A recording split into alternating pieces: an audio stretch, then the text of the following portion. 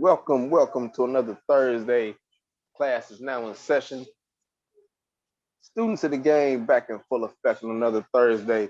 Dr. Joseph Gregory in the house with my man, Dr. Chris Rouse. What's good? What's going on? What's good, man? Welcome. Happy to be back for SOTG 130. 130. It's a lot of these. 130. A lot of Dr. Justin Adams has let us know he will be here tonight. He is in traffic. He was seeing a lot of stuff during the week. I did get the group text yesterday about, man, whoop. And then things happen. So we understand. We want him to be able to pay the bills. So, we're going to carry it on in and keep the trail until then. But, you can, but as far as on the social media side of this thing, in these Twitter streets, you can find me at Joe Stuff 710. You can find the show at Students of the Game Chicago on that page, at Students of the Game Chicago. And you can find my man on the World Class Hoops podcast dude here. Yeah, you can catch me on Twitter and Instagram at King Rouse 21, KINGROUSE 21. You can catch the World Class Hoops podcast available on Facebook at World Class Hoops Podcast, on Twitter at WCHP Media. Also, Students of the Game on Facebook at Students of the Game Chicago, and on Twitter at SOTG Chicago. And Justin's not here, but you can catch him on Twitter at JA_the realist, and catch the Art of the Science on Facebook at the Art of the Science, and on Twitter at ARTFOSCI Boxing. He's Dr. Joseph Gregory. We waiting on Dr. Justin Adams, and I'm Dr. Christopher Rouse. We are Students of the Game. Yeah, that's what's up. Not a lot of super. Be informed, be entertained. Yeah, be informed and be entertained. You can never forget those beautiful hashtags. I forgot who came up with them hashtags. Yeah. Was that me? It probably was. Yes, that was you. Anyway, that was nothing really big on the news front today as far as I guess really all around news. Just saw some minor news NFL wise. Raiders plan on cutting wide receiver Tyrell Williams when the league year starts next month. But other than that, man,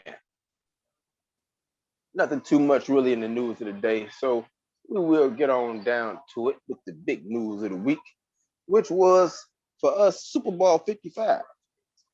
And newsflash, Tom Brady's still great. And our predictions need a lot of work.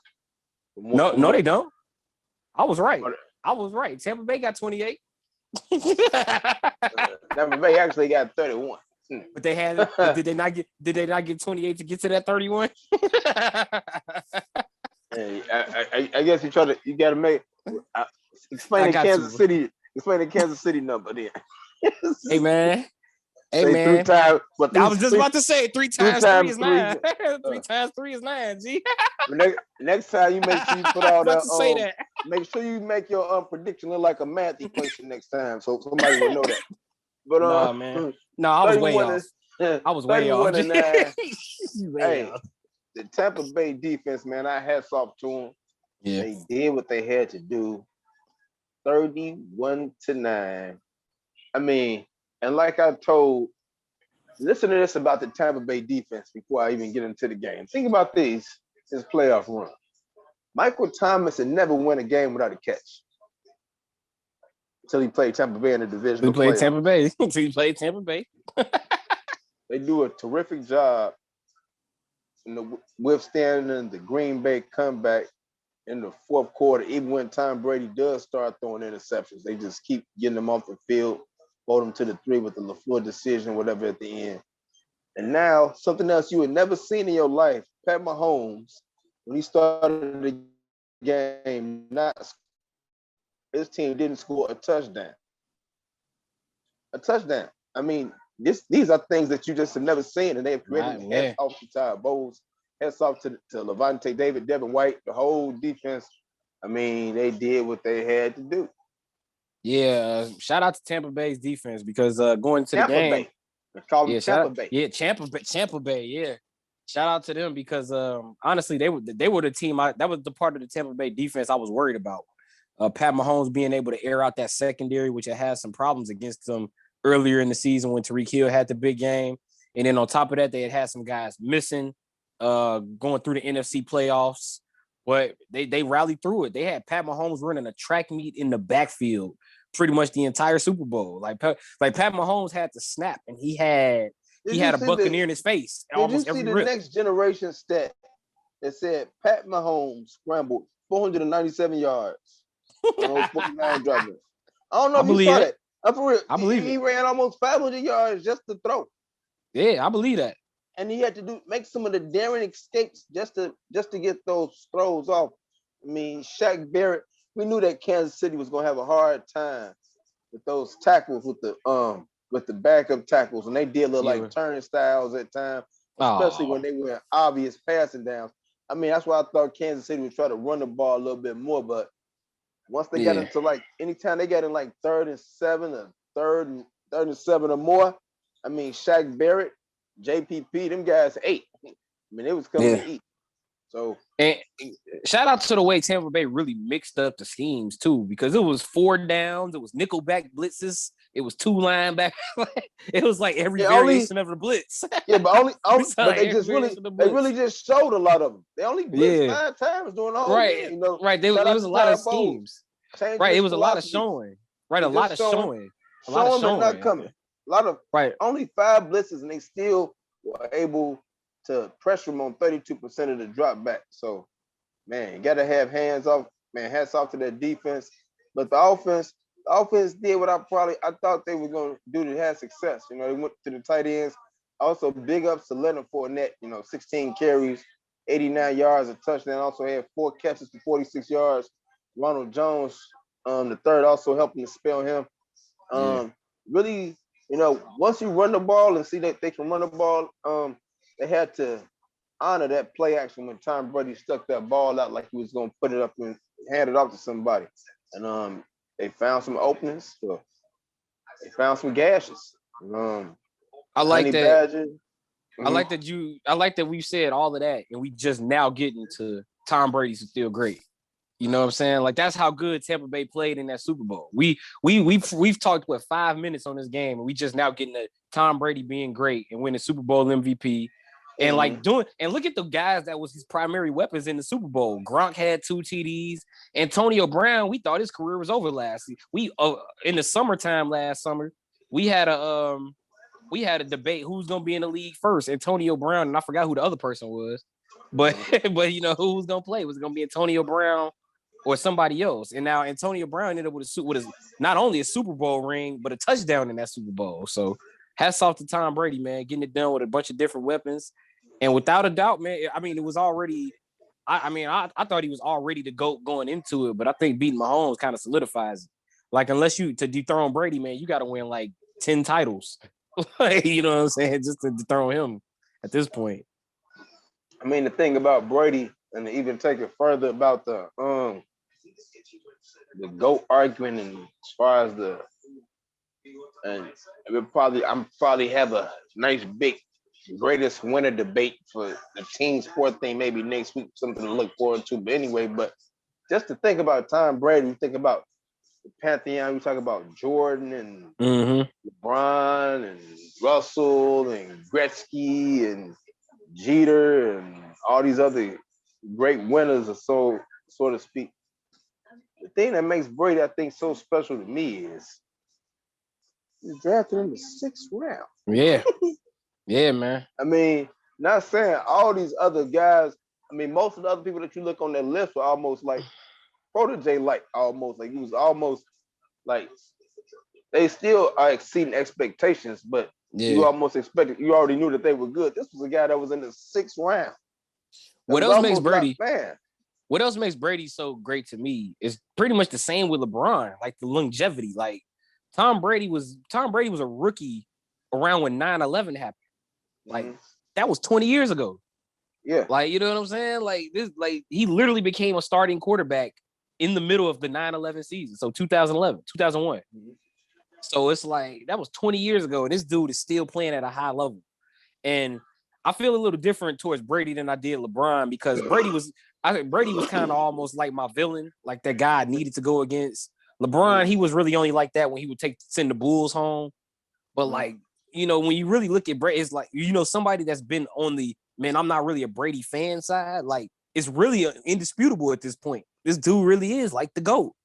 Like, I thought it was indisputable after Atlanta, but, it's really indisputable now.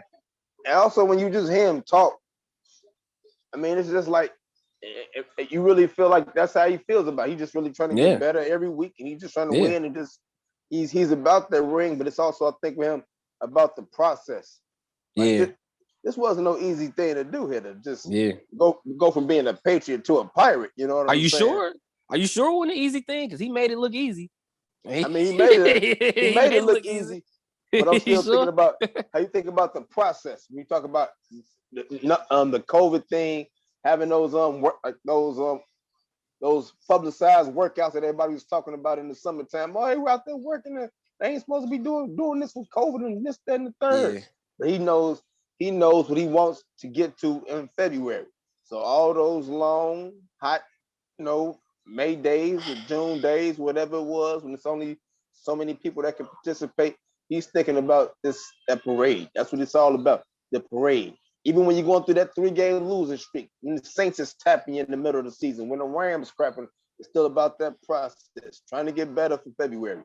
And when they came out that bye, we always knew that the end of that schedule wasn't too tight, wasn't too tough with Minnesota and Atlanta twice, and I forgot the other team. I can't think of Detroit.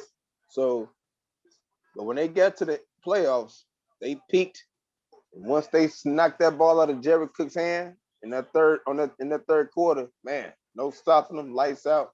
So salute to the Bucks. They did what they had to do. Definitely salute to the Bucks, and I'll be the first one to come on here and eat that crow, man. Make sure it's seasoned very well, because I remember coming into the playoffs, I was that dude saying the way Joe felt about Pittsburgh, which was like he didn't think Pittsburgh had much of a chance. That was how I felt about Tampa Bay. I was like, they've been playing good, but I don't see it. But here we are. I saw it firsthand, and then in the Super Bowl, I picked Kansas City. Somebody, I can't remember who commented, but somebody was like, see, I picked Mahomes. That's why Brady mad. Somebody commented, I picked the Chiefs. So that's why Brady lightened them up. So basically Tom Brady took it personal. So and for Brady, in terms of like his GOAT status, I just feel I can't speak for him, but as an objective outside viewer, I just feel like this is like the best title he's had. I mean, he went to Tampa Bay. He did it without Belichick, on top of COVID, like everything going on with COVID, totally new surroundings, totally new coaching staff. And to beat he got Super Bowl winning quarterbacks. He did have Gronk, and he did beat Super Bowl winning quarterbacks. He beat Rodgers and Mahomes. Who are those on the road? Exactly. And it's like, honestly, much like I feel like 96 is the year where people be like, we could put it as like Jordan's best championship year. I think this year is that for Tom Brady. I think this is Brady's best championship year. Yeah, just a terrific job by that whole team, man, whole organization. I mean, they should give hope to all the organizations that, hey, look, we had Jameis Winston last year. Now look at us now. Yeah. Look at us now. We had a chance to get Tom Brady. We thought that we had one inkling of getting a chance. All I heard, and we sold out, got him here, did whatever we had to do to get him here. And everybody here is like Pied Piper. People, Leonard Fournette, you just run on in Jacksonville. Come on. Hey, Gronkowski, put the remote control down. Get back in here. Antonio Brown, you just run on everywhere on Facebook Live, everywhere doing stuff. Come on over here and get a ring. So that with everything they already had in tow seemed like it was a perfect thing. And man, now they sipping champagne. Popping the bubbly. Brady with his 6th ring. And I think you do make a good point. Where does that leave Brady in terms of the GOAT? Like in terms of team sports. To me, I just can't. Nobody's passing Michael Jordan, just because to me it's like you're literally the Tom Brady. I mean, you're literally the Michael Jordan of football. But hey, man, Tom Brady deserved to be mentioned, man. Getting up there with that. I'm sorry, did I say 6 rings? I'm sorry. 7. See, I'm sorry, 7 rings. My bad. The whole thing about he been on 6. My bad. 7 rings. And another thing also about that is they always talk about I want to say, quote unquote. That's why I said we're gonna have to get into this more in depth next week when I can really expand on it. We talk about passes. If you want to give people passes, and if you look at the 3 Brady losses, okay, 2 Mario Manningham and David Tyree with some hell of a catches. I'm talking about fitting a football through a thimble with people all over him to set up a couple of great drives at the end of the game for the Giants to beat them, and then throwing for 500 yards and losing 41-33 to the Eagles.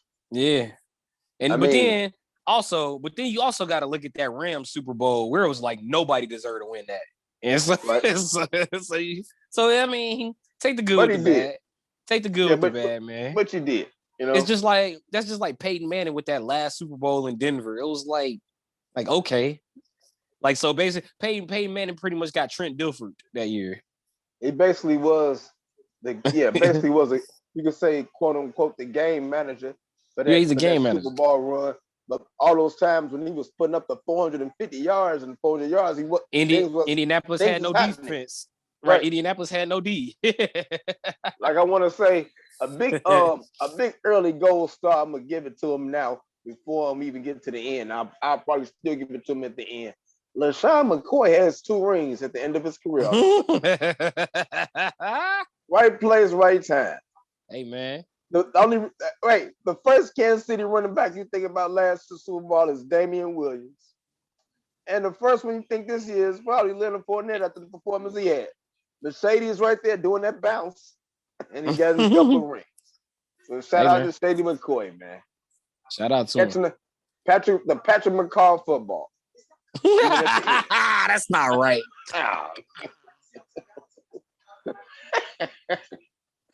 Patrick McCall. Oh man.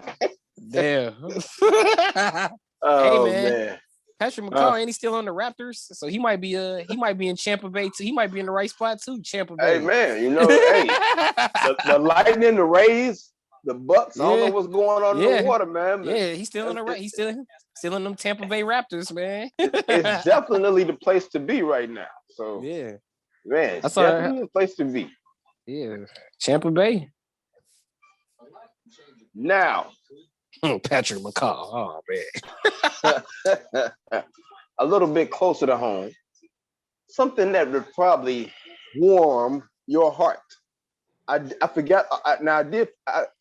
I'm so sorry. I did the news of the day and I left out the news of the Chicago Bears' brand new hire, special assistant, former Green Bay defensive coordinator Mike Petty. Now he's also the Browns coach, right? Yes, joining the Chicago Bears staff, and also even to deal a little bit deeper while we're into the Bears right now. While we were at work a couple of days ago, and in between the games, all this stuff started running rampant on Twitter about Carson Wentz. I gotta say his name like that, Carson Wentz. Wentz. Like he Wentz. He's losing breath. Wentz. Carson Wentz. I would Wentz if the Bears trade Khalil Mack for him. Is he really being coveted like this by Ryan Pace right now and the Chicago Bears? And should he be coveted like this? And who would you like to see under center going forward? I'm probably asking this question every week because it's something new every week. I know you're going to ask me this every week. Because it seems like it's something new every week what's going on with this quarterbacking situation. Okay. Well, not just the Bears, it's around the NFL in general right now. I do agree with that. Honestly, I have no clue where that Russell Wilson report came out of nowhere. Like talking about how all of a sudden he's disgruntled in Seattle, but it's like would expect that he's been on the run like for the last 5 years. So I'm shocked he's just now getting. He gave the interview exactly. So right. I mean, it's like if I go out, it's like the if I come in and I got my hair white because I've been getting hit by lightning. Because I get hit by lightning 3 times every summer. But now when I get 47, after this has been happening to me for 46 years, now I want to make it gripe about it. I'm tired of getting hit by lightning. He just now getting tired of tired my of hair getting hit. being white. Oh, like he's just not getting tired of it. After 499 hits now you tired. frustrated. Now you frustrated about it. You know what I'm saying? Just the timing of it. You know, and time out. Wait, that's a bad idea. That's like he should be tired of it. It's just funny. It's just odd timing. It's like right in the middle of the Bears looking for a quarterback. He trying to get a price up or something. Like, what's going on? Can I give a shout out to Eyeball, my good friend from the laundromat, while I was washing my clothes today. We was talking about the NFL. He said he think Sierra had something behind to do this with the interview. Like they were sitting in the box with Roger Goodell. She's like, damn, baby, we up here for charity. We ain't even up here for the game. They get you because of your charity work. I thought no, that's fair. Tom Brady, 43 years. Tom Brady, 43. They talk about you and my homes, and why don't we talk about you no more, baby? We up here for charity work. Hey, man. So then after that, then you get upset about the next 2 days. You gotta do this rant, do this interview. Hey, all I know is I picked Seattle to win the NFC, so I don't know what happened. I don't know what happened. You picked a lot of better stuff. I wanted Seattle to do better, so maybe I would have got that 33-28 final had they showed up. But in terms of the Bears, though, man, I really just want to see DeShaun Watson, but that's starting to look like it's not going to happen more and more. So now I saw that idea for Derek Carr on Facebook, like trade a first and a second. I'd be cool with that, like because you're trading assets from one draft, because the idea to trade for Carson Wentz was going to be 2 firsts, and I'm like why? Like, why would you give up 2 firsts for Carson Wentz, who just got benched? I would much rather give up a first and a second for Derek Carr, considering the season Derek Carr had last year. What he had, 27 TDs and 9 picks or something like that. Like, he had a very good season.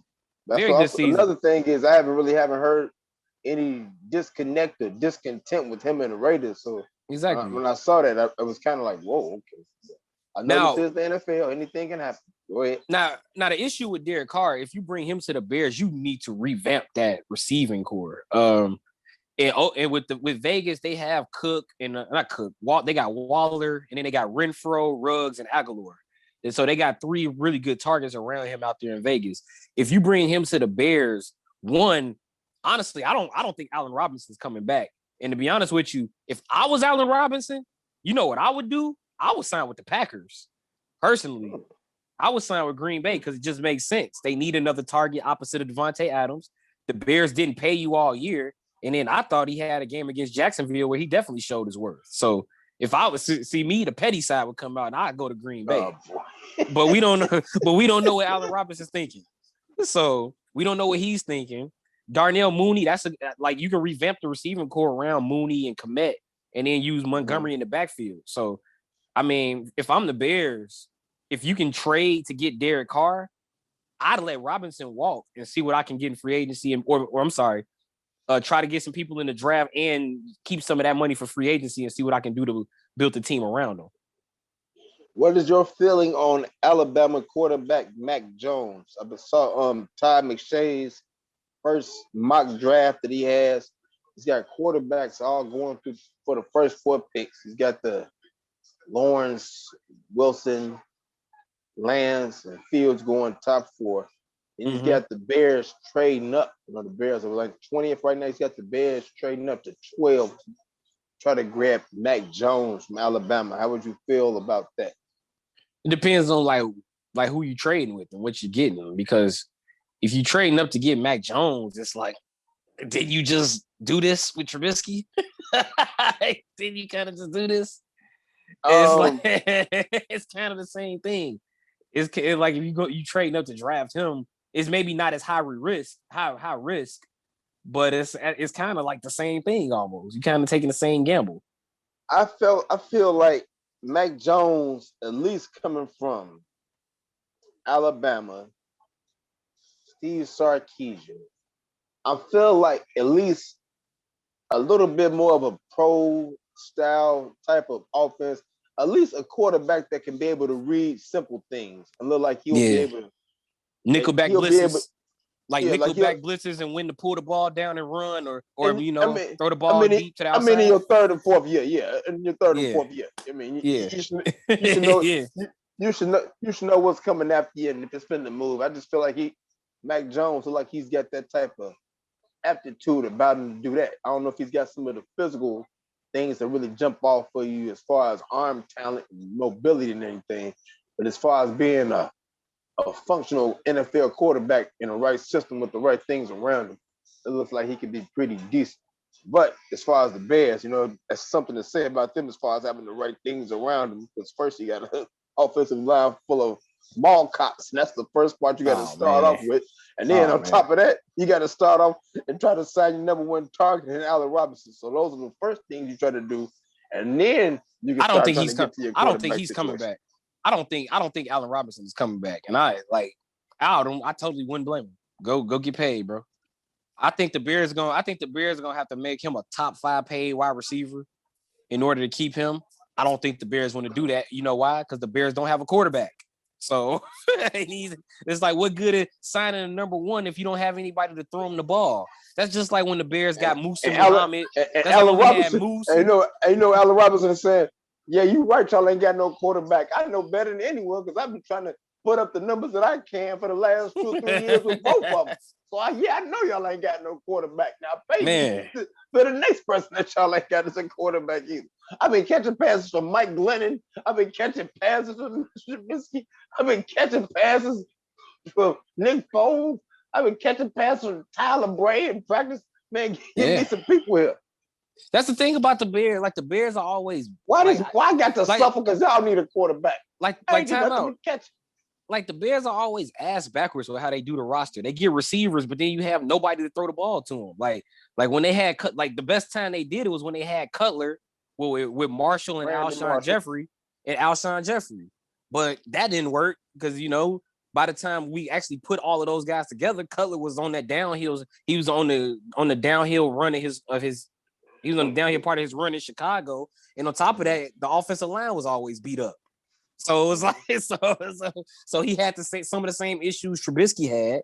We had Moose and Muhammad for a few years, and they thought he was gonna be the number one with Rex Grossman, and it was like, dude, you don't even know which Rex Grossman you're gonna get every week. I'm just tired of the Bears getting receivers with no quarterback. It's like Moose and Muhammad, Rex Grossman, and Kyle Orton. I mean, Jay Cutler, like I said, you had Marshall and Alshon Jeffrey.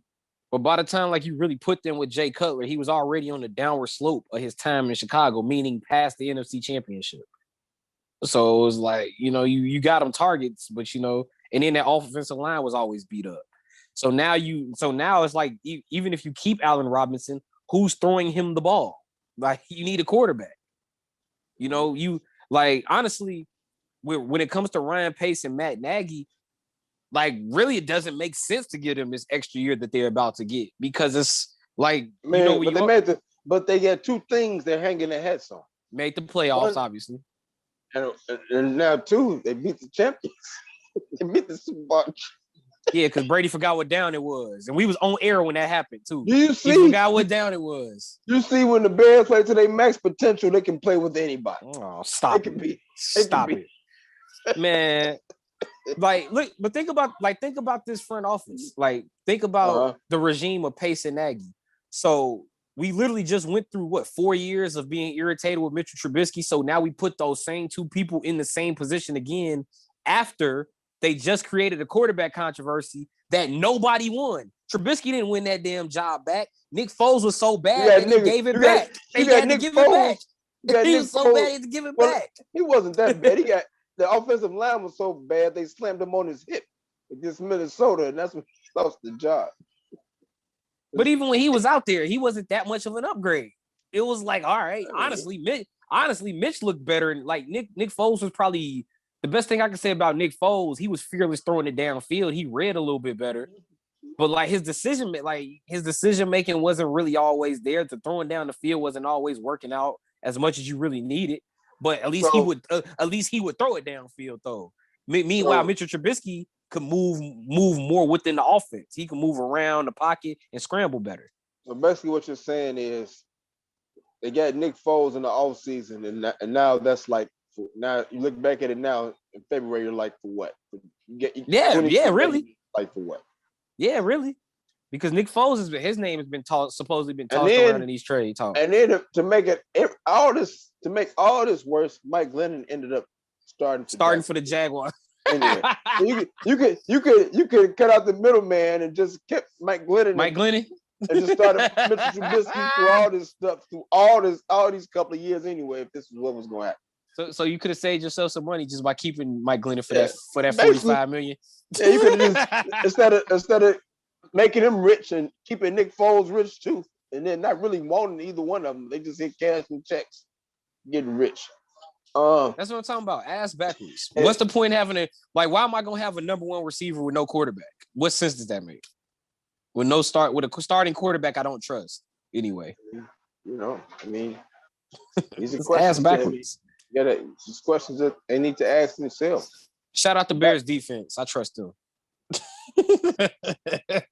Yeah, and a little bit more on that Russell Wilson thing also, as we are also seeing now, as we think about I think this quarterback carousel is going to just go out of control. I just feel like every week is going to be either another quarterback move or another quarterback disgruntled. And we already know about DeShaun Watson, and this week it was Russell Wilson. Another thing about this thing is like with Russell Wilson, another thing he brought up was talking about, voices as far as personnel decisions now. These quarterbacks want real input on what's going on as far as these front offices and the moves that they make.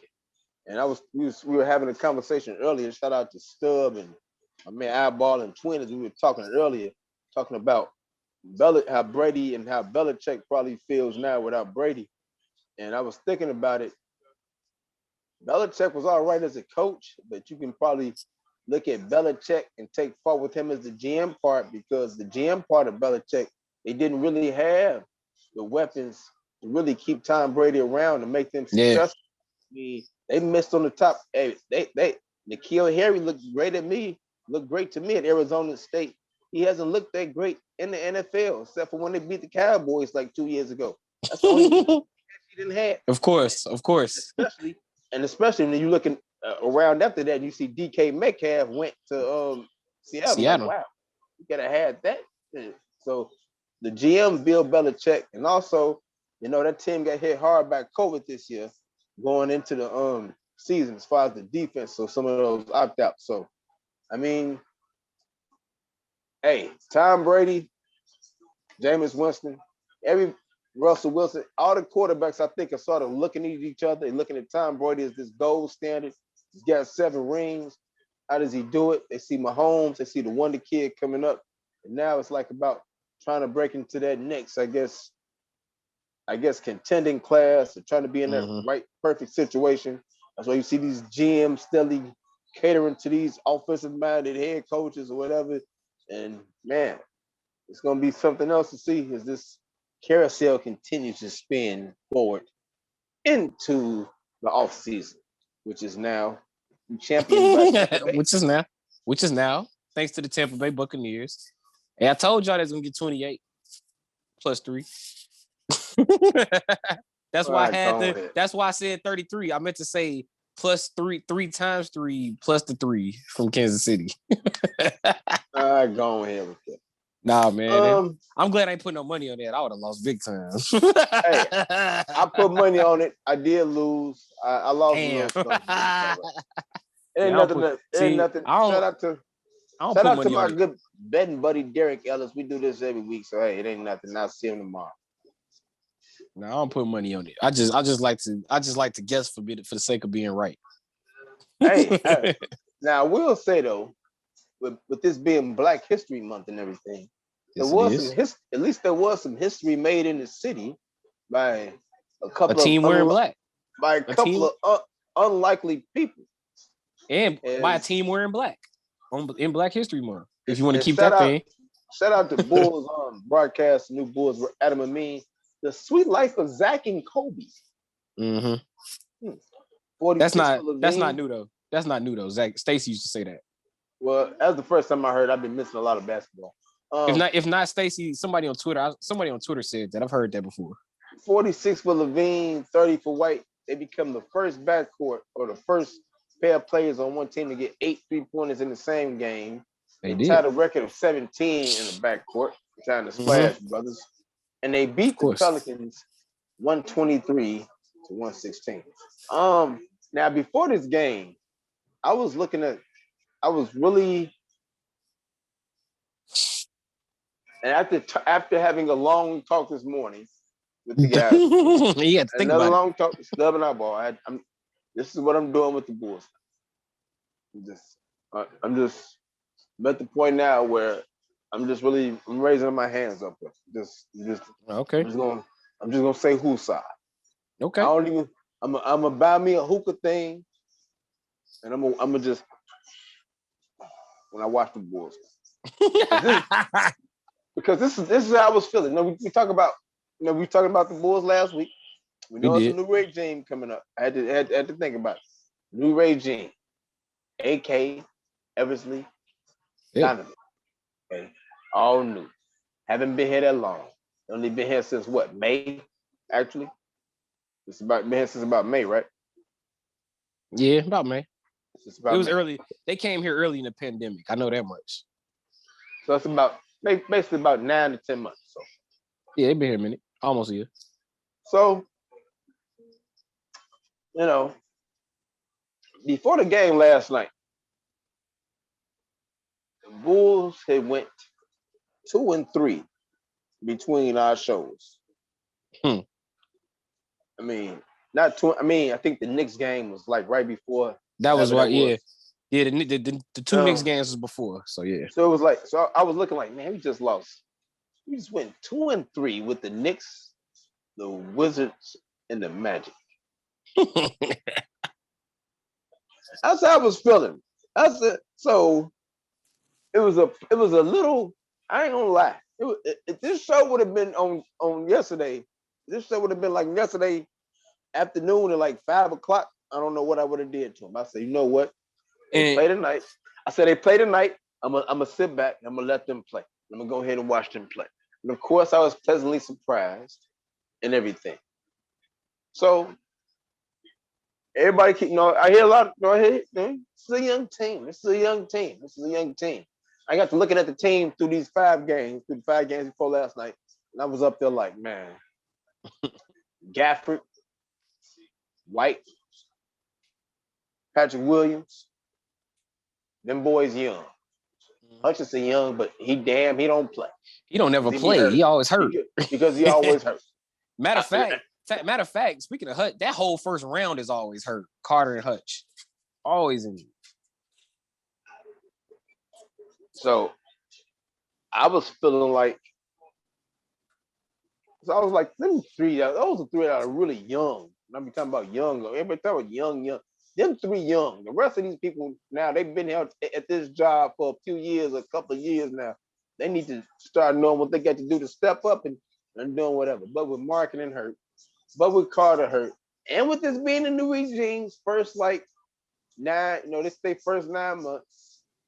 I mean, guard packs, they didn't do a good job here. They left it pretty messed up here. So I understand that this is kind of, as we're trying to retool a little bit on the fly. It's still a little bit more of an underlying reclamation project.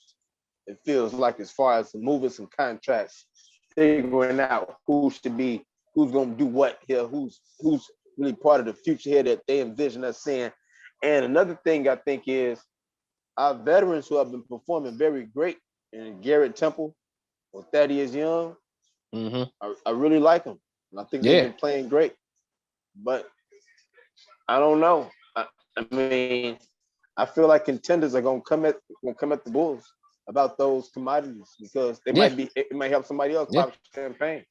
And at this point, that's why I said I just have to raise my hand and not get too high with the highs, not too lows with the lows. Don't feed in too much when they barely lose to the Lakers. Don't feed in too much when they. So you think you saying you think the Bulls are? Are you saying you think the Bulls are gonna be sellers? Is that what you're saying? You think they'll be sellers come deadline? Is that what you're trying to tell me?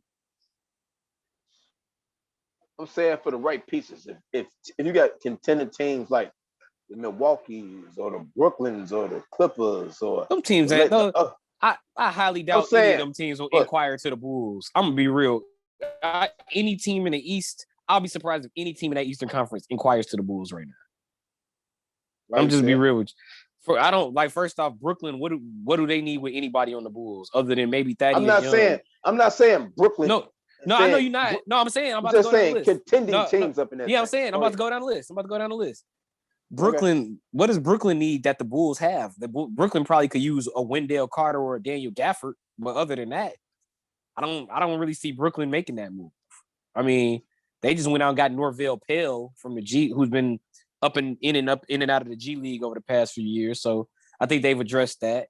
Philadelphia probably needs more scoring, but then again, I mean, Tobias Harris has been having a pretty good year. Joel Embiid's playing like an MVP. The biggest knock on Philly was the shooting.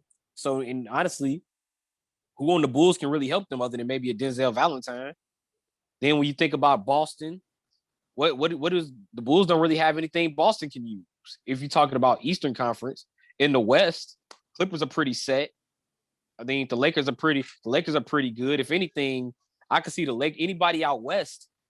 The thing I could probably see them most going to get is a Derrick Rose. I could see them trying to make a move with the Knicks to get Derrick Rose off the bench. Why wouldn't they had already done that? And not to try to get up off the Bulls with so much, but I heard all the stuff about Derrick Rose and him getting traded or whatever. Yeah. I mean, the Pistons and the Knicks, going from the Pistons to the Knicks, that almost just look like you want to just play in New York. I'm gonna be real with you. A lot of people are downplaying that trade like that's a bad trade. That's actually a really good look for the Knicks. Like I've been saying all year, like that's a really good look for the Knicks in terms of that backcourt with R.J. Barrett and Elfrid Payton, Emmanuel Quickley. Now you add Derrick Rose, so now you have a full second unit off the bench to go out there with Mitchell Robinson, Julius Randle, and some of them guys that they play in the front court, like a Reggie Bullock who plays at the 3. If they ever play Kevin Knox has been falling out the lineup with him too when he gets out there. Like that's a good fit for the Knicks in terms of adding the Derrick Rose. For the Lakers and the Clippers, maybe they didn't want to part ways with something they added to get a Derrick Rose. I mean, the Lakers did just add Dennis Schroeder.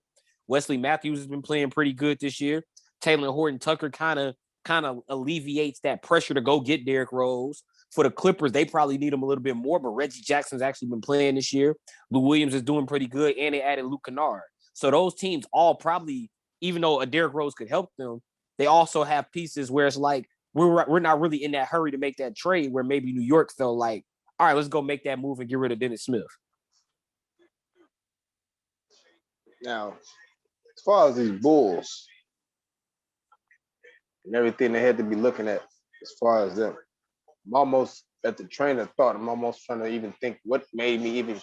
All you're talking about has teams in the East as far as the pieces or whatever. It's not as far as the teams in the East.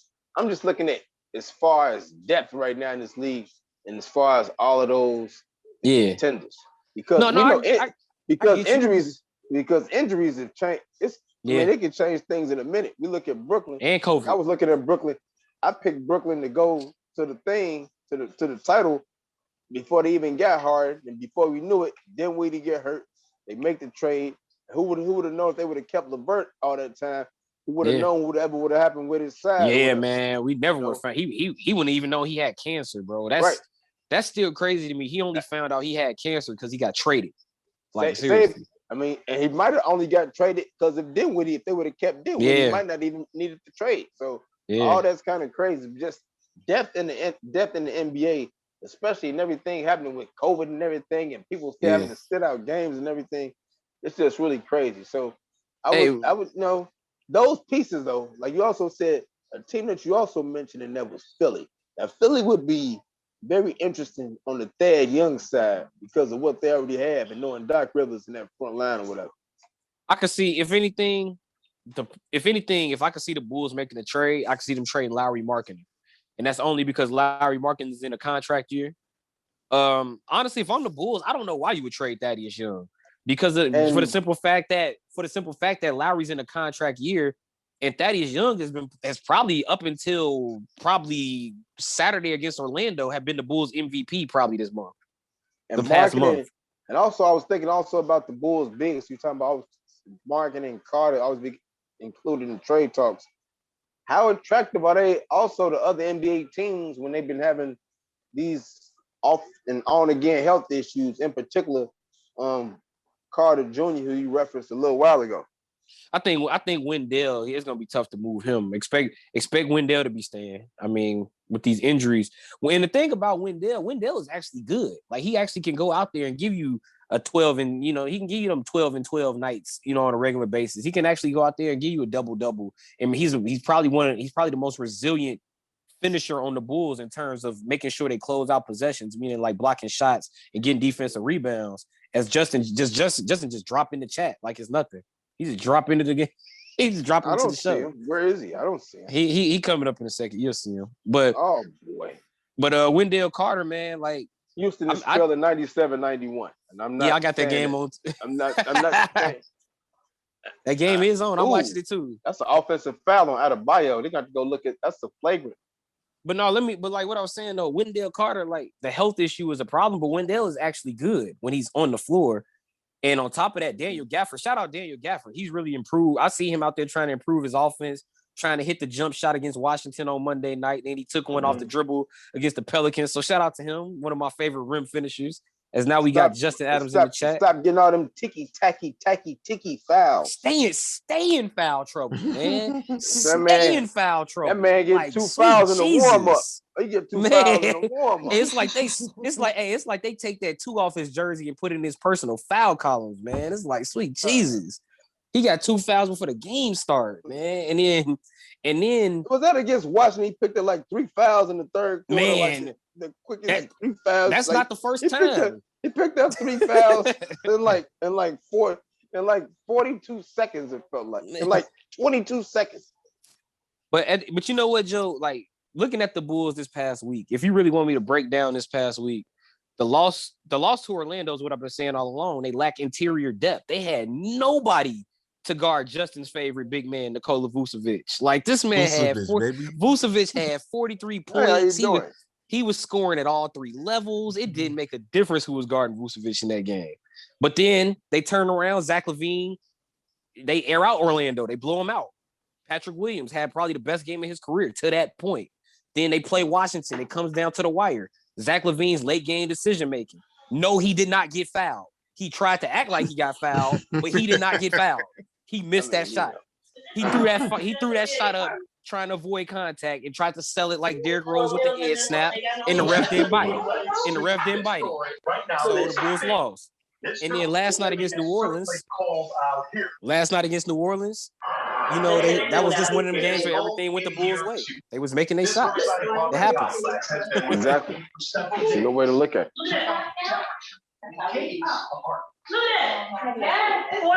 I forgot. It's going hard over there. I know, right? It's going down over there, bro. I mean, all this is about the news. Go ahead. No, but hey, I was watching a Raptors game on League Pass. Like, I think it was last year, and I think the color commentator, he was like, and it was a game they was getting smoked too. I think they lost to Orlando. Their color commentator was like, in an 82 game season, you're gonna have 10 games where everything go your way, and 10 games go against you, and the other 20 will tell you who you are. The other 60 in the middle will tell you who you really are. And like I thought last night, the Bulls just had one of them games where everything went their way against New Orleans last night. Definitely went their way. Definitely. Right, you have 20 games. 10 go your way, 10 don't. The other 62 will tell you who you are. And the Bulls had one of them 10 that went their way last night. That's all that was, man. Because think about that's what the Bulls look like when they making their shots. They can run everybody out the gym.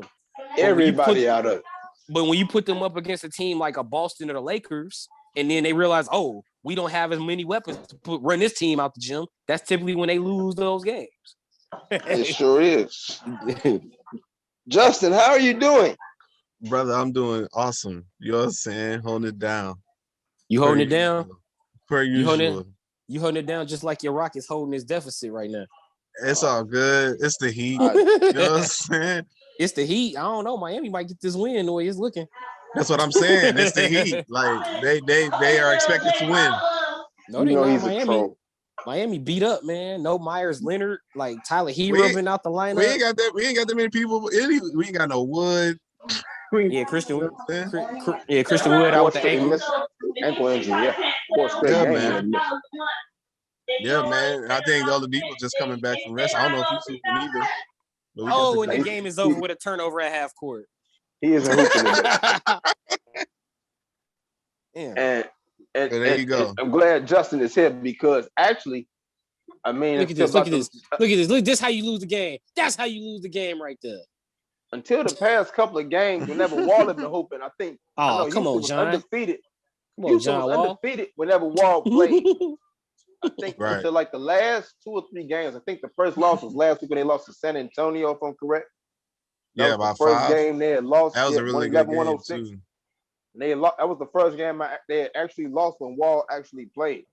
So since you're here, Justin, and I know how do you feel now about the direction of your Rockets now, since everything looks pretty settled now, since James Harden is gone, and now you get all these players now selling into their roles as far as Cousins and Wall and Oladipo and Tate and everybody. I'm just hoping we can stay consistent with it, man. I'm just hoping we stay consistent. That's all I can do. I mean, what's with this sad press conference voice? I don't know, man. It's just like it's so much to hope for because you just have you have these guys, these hungry guys that have been off injury. All of them are coming off injuries for the most part. Yeah. And then you hear these rumors about PJ Tucker, people on PJ Tucker, how he playing this season. I don't know. I mean, maybe we could get some for him. I don't know. But quite honestly, Jason Tate is a guy that I didn't see coming out. I didn't see him coming, to be honest. He's looked pretty nice. I like Wall. I like Boogie. I've always been a fan, especially when he used to do a Capella.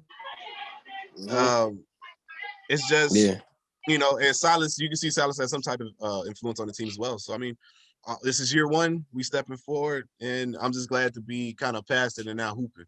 You know what I'm saying? Now we can just see these boys hoop.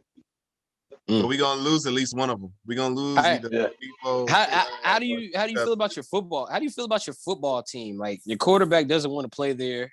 I wish he would want to play here. Why do I feel like I'm a guest right now? I wish he would want to play here. Because you haven't been here in a long time, probably. But he doesn't. So how do you feel about your quarterback? Legal trap. How you feel about DeShaun Watson wanting to leave Houston? I mean, that's him. That's how you feel. And do you blame him? Do you blame him, especially after all the years of bad weapons, and then they traded DeAndre Hopkins, and now you got a new coach? So do you blame him at all? So what's funny is like the reaction when I first found out about David Culley. I was very upset. I was very upset, but then I looked into him, and the saving grace of him was that he was a black man. So I was like, all right, black man trying to make it cool. So then, that was wait. That was the only thing. That's all you had. I mean, they could have hired me. I'm black. They could have hired me. Man, but what I'm saying is the guy. You can't. I can't get mad at the David Culley for taking a job, because what that tells me is that the job. I took the job. That's my point. So what I'm saying is I can't get mad that you took the job. Can I? Can I be mad? No, I can't. No, you can't be mad at that. I can't be mad that people, bro. I don't think Bieniemy really wanted the job. Let's be honest. Like, if he would have wanted the job, he would have took the job. Was he offered the job? I mean, I'm pretty sure that type of insight. He be? Bro, to get to David Culley, we have had to ask. All right, hold on. Let me call Airbnb real quick, man. Let me see what's good. You know what I'm saying? Also, like, come on, bro. They would have had to offer him that job. They would have had to wait to offer him that job after the game on Sunday. Also, correct? Say it again. They would have had to wait till the game ended on Sunday, had shook down to even offer him that job, right? But that's common knowledge. So if the Texans knew that, they would have just waited. You know what I'm saying? But no, they hired David Culley. Bieniemy didn't want the job. Did y'all not want to wait? Is that what it was? It could have been either or. But I think if he obviously he can't obviously announce it. So if the Texans would have waited and waited, most likely they would have got Bieniemy. Like, let's just be honest. Like, if they waited to after the playoffs, because everyone else is available. It's not like there's 20 coaches ever available. Bro, we had to just wait on Bieniemy. Like, you know, it was only him left. You know what I'm saying? Obviously, David Culley was left. David Culley was not left, because apparently they said, hey, bro, we got this job.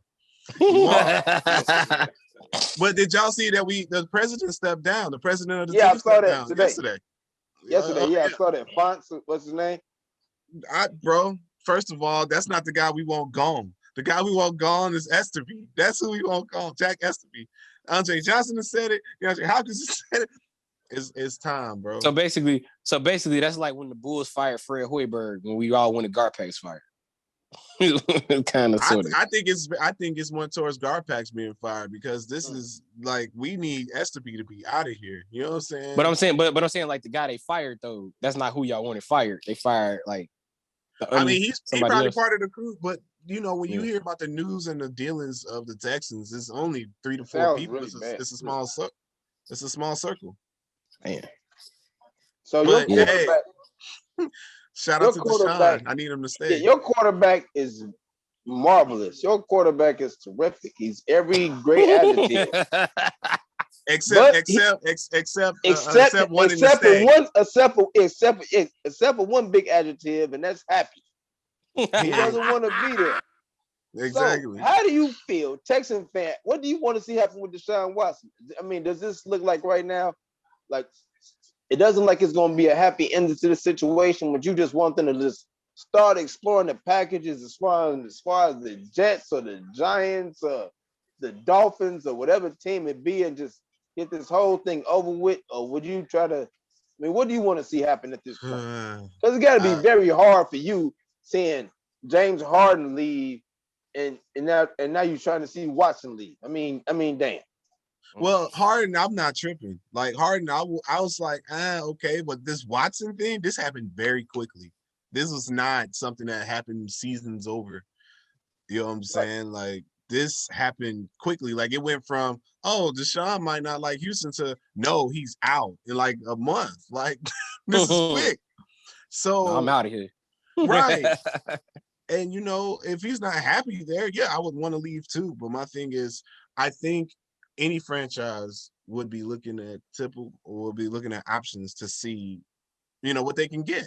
Let's just be honest. I'm pretty sure they've had deals thrown to them. Maybe they're not to their liking. Maybe because I mean we've heard the rumors that they wanted 2 first rounds, 2 second rounds, and defensive stars, right? And to be quite honest with you, that sounds around the rim of what they will want. Around the rim, like they can do those type of, because he's worth it. Matthew Stafford proved that. You know what I'm saying? So I think they've looked at deals, but I truly think they want to move forward. I think they really want Watson to play. You know what I'm saying? And maybe, like I said, if Esterby gets knocked off, I think it'd be fine because it seemed like to me Casario and Watson's been talking apparently, or something along them lines. Like he wants him there. Casario wants him there. I believe him. I mean, I want him there. You know what I'm saying? I mean, if you work for the organization or if you're a fan of the organization, I mean, yeah, you definitely want him there, baby. My dollars want him there. My Texans gear wants him there. Like but if Watson wants to go, that don't even sound if he right. Wants to go, let's get them deals. That didn't sound right. Oh, that don't even sound right. My Texans gear. You ain't got no Texans gear. Stop it. who willingly has Texans gear? Ridiculous. I don't even care if you are from Houston. You ain't got no Texans gear. You probably got Oilers gear. Oh, that's gross. Established 2002. Established 2002. I was watching Triple H and Shawn Michaels when that was happening. Hold up. Hey man, don't show me this. Yeah. Now see, I appreciate that. That's better. He got a Houston Oilers phone. he got a Houston Oilers phone screen. See, I like that. And right now, I'm letting you do all of that also because we miss you and we're letting you get all your. I guess we're letting you blow all that steam off that I know you've had. I appreciate it, man. Inside of you with all this Deshaun Watson talking, whatever. Hey Justin. It makes me sad. Hey Justin, how does it feel to see James Harden on the Brooklyn Nets? It's funny, to be honest. It's a funny situation. I like Brooklyn.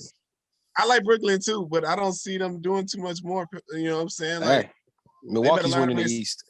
Hey, they better start playing this. They better start playing this defense. I'm glad you said that. They need to be playing some defense. I know we saw the rundown. Milwaukee's been on a road trip, you know, on this West Coast road trip. They beat Denver the other night in the battle of the MVP with Antetokounmpo and Jokic and everything. And they barely lost the game last night, the Phoenix game. It was a pretty good game also. Watched most of that game. Drew Holiday right now out with health safety protocols, but we know how they've looked once he comes back. Yep. How do you feel about Milwaukee right now? And do we think that they're ready to take that next step? And are they shaping up like they're really ready to get out this East right now? Or is it still kind of too early to tell? Oh no, they're gonna get out the East, but Drew Holiday is the difference. That's my pick. That's all you see. You know, Drew Holiday has proven that point. He was the piece, you know. I disagree with that, but yes. I mean, Drew Holiday is it for me, bro. You know what I'm saying? I think both of y'all think Milwaukee's gonna come out, but y'all both think for different reasons or why. No. I got Milwaukee winning. He got Milwaukee winning the East. I got Milwaukee winning the East, but I partially agree. Like Drew Holiday is the difference, but I think you also got to consider Bobby Portis, who's having an amazing season off the bench from Milwaukee.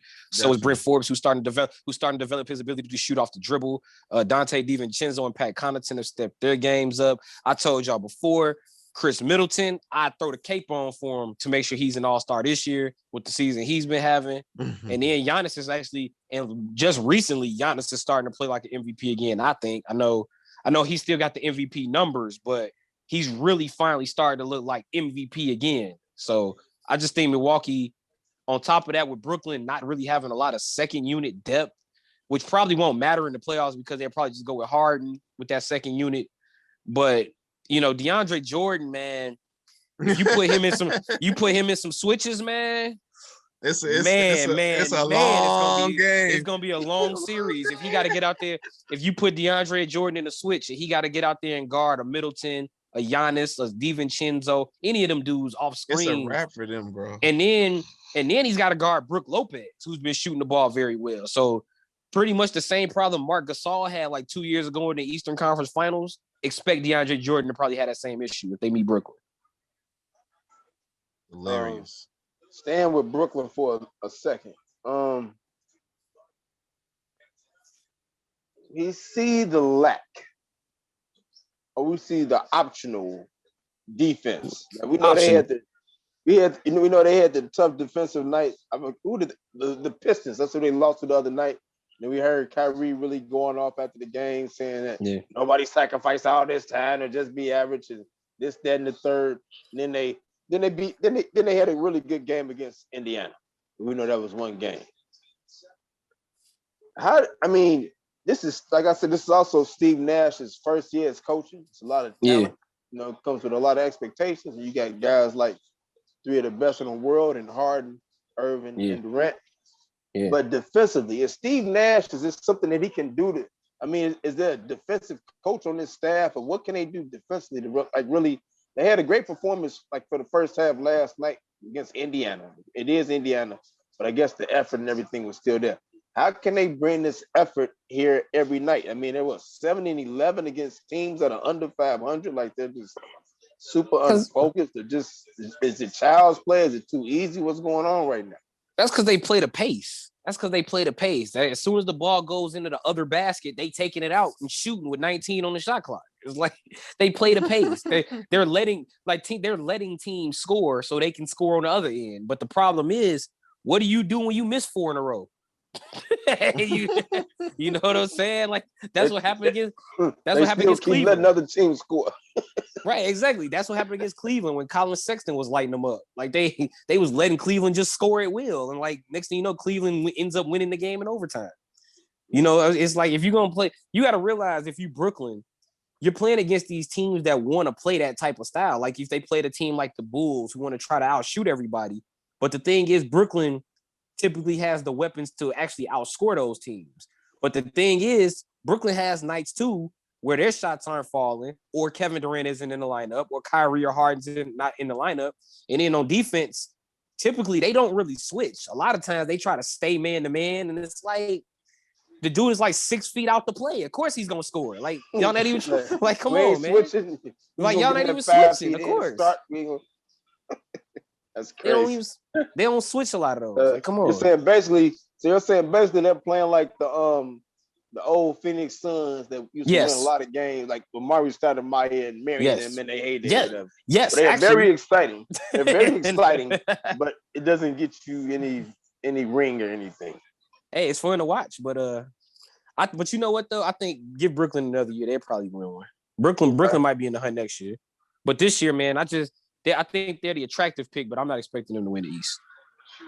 I think the only comp that beat from Milwaukee be Boston, in my opinion. I like how they really hooping right now, man. I'd like them being the number one. Too many injuries for Boston, and that's another thing that like worries me about Brooklyn. Like with KD and Kyrie, talking about guys with histories of leg injuries, so that worries me too about them.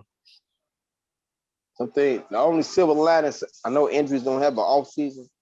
The only silver lining with them, I guess, is when you do get them. And when you can start getting the pieces back to try to get gel and get cohesive and everything. Now the other second half of part of the schedule is supposed to be announced, right? For the NBA, right? At some point. So how many games are actually scheduled right now? I haven't seen any, but so far they only scheduled 37. So I don't know the second half of the schedule. So it's about roughly about 35 games or so, 36 games and 35 games that need to be scheduled. I think Philly's another opponent to look at as to take the East as well. I think the MVP candidate is actually over there, and B. I like how B's been really hooping this year. You know what I'm saying? He actually kind of shut me up. I used to be one of those guys that'd be like, man, and B doing the most. But he's talented. I think no one's denying that. So it's good to see him actually get some shine and show why he's the better investment than Ben Simmons was. I got LeBron for MVP. Just letting you know. I'm just saying, man, 18 years in, man, his knees better than mine, and he older. Much more stress. But I don't know. You know what? I don't know if we should be using your knees to. I don't know if I want to use your little banged up little.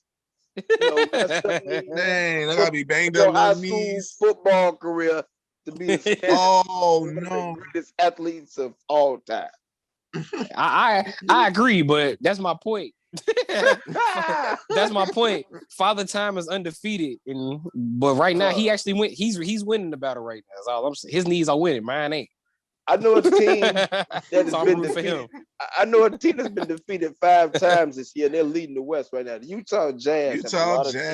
In the Blues.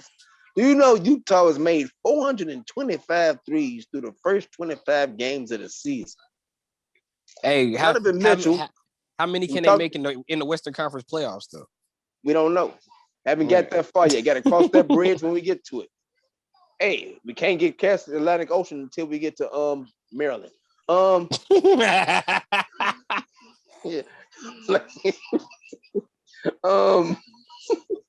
Utah, we were talking about MVPs last week. We know how balanced they are. We were talking about Donovan Mitchell. Even though I don't look at him I looked at it not a super bona fide, maybe MVP candidate, but he can have those very special nights and have those MVP moments that can lift them up against some of the better teams in the league. Like he had 36 the other night against Boston, and Tatum didn't have one of his best nights or whatever. How do you guys feel about Utah? Can they maintain this pace and really be, I guess, I don't know, a viable threat to the Clips, to the Clip joint or the Lakers? So my thoughts about Utah, or our thoughts about Utah, second round exit. I think it'll be a second round exit for Utah. I think, honestly, depending on which LA team they end up against, it'll be 5 if it's the Lakers, 7 against the Clippers. But regardless, I think they go out in the second round. I do like that they have Bojan Bogdanovic back because they were missing him last year in the bubble. Rudy Gobert somehow actually played better. I don't know if it's the contract extension. He's back in his, but I think he's back on his defensive. I think it's that extension, my brother. It might be that extension, but man, 13 he's playing points, 14 rebounds, almost 3 blocks a game. Yeah, he's definitely on his biz. And Jordan Clarkson is having the best season of his life. 6 man of the year. 6 man of the year. It might be the 6th man of the year. Jordan Clarkson. Clarkson On the tip of my tongue. Yes, it was. Yeah. And then another guy that like I've been a fan of at least like the last 2 years that you won't see him get a lot of highlights, but Royce O'Neal, his ability to do a lot of different stuff. The glue. I like the glue guy to that team, man. So Utah, Sean Marion, he gives me real Sean Marion vibes. The thing with Utah though, man, I gotta see them do something in the playoffs though. Much like how I feel about Milwaukee, it's hard for me to buy into it until I see it in the playoffs, which is odd because I picked Milwaukee to win the East this year. But I gotta see it in the playoffs for Utah. Still. I feel you on that. Man, it's just Utah's looking nice, man. I mean, when you see him playing at full throttle, especially with Mike Conley, like that nice little guard mix, bro. Conley's really nice with that too. Like, but I'm a big Royce O'Neal, bro. I like him because he does everything that the team, whatever they can do, he'll do it. You know what I'm saying? Like, if you want to be a title contender, you need a Royce O'Neal. You need somebody to be like, you know what? Fine, I scrape my knees up. I get a little dirty for that loose ball. You need somebody like Royce O'Neal that can go out there and defend. And like Royce O'Neal can guard like four positions. So it's like and rebound. Like the thing about Royce O'Neal, he'll give you like 5 points, 5 rebounds, 5 assists, 5 steals, and 5 blocks, but he ain't gonna give it to you in the same night. So he gonna give you 5 or something every night. Mm-hmm.